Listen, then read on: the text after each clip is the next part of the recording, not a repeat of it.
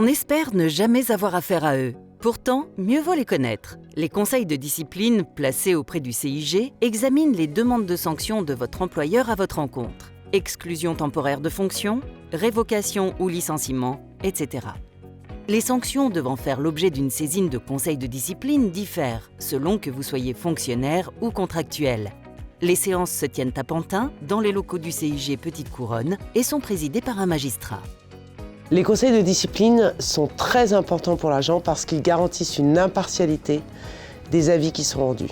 Présidés par un juge, avec les représentants des employeurs et des agents. De fait, on est éloigné de la collectivité, on est éloigné de la problématique et on rend un avis qui est neutre par rapport à la collectivité et aux circonstances dans lesquelles la faute s'est déroulée. Souvent, la collectivité arrive avec un dossier à charge, mais les éléments de défense de l'agence sont extrêmement importants. L'essentiel est de replacer ce qui s'est passé donc, dans le contexte et de pouvoir voir s'il y a faute. Ça, c'est la première chose. Et deuxièmement, si la sanction est proportionnée à la faute.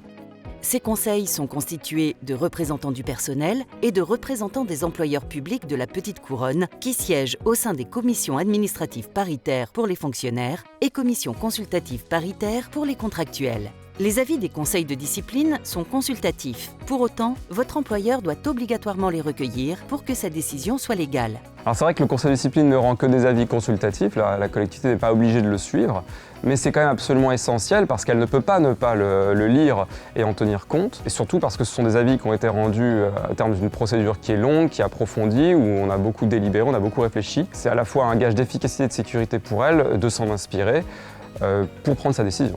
Il existe un conseil de discipline pour chaque catégorie hiérarchique, A, B et C en CAP, et à partir de janvier 2023, il y aura un conseil de discipline unique pour la CCP. Je conçois mon rôle comme un rôle de conseiller.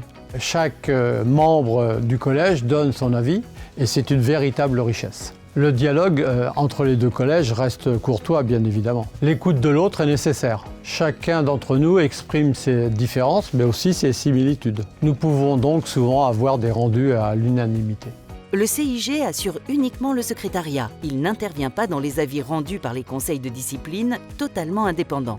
Mon rôle est de bien défendre les agents, de les rencontrer si c'est possible afin de comprendre les situations et de les défendre au mieux de leurs intérêts auprès du conseil de discipline.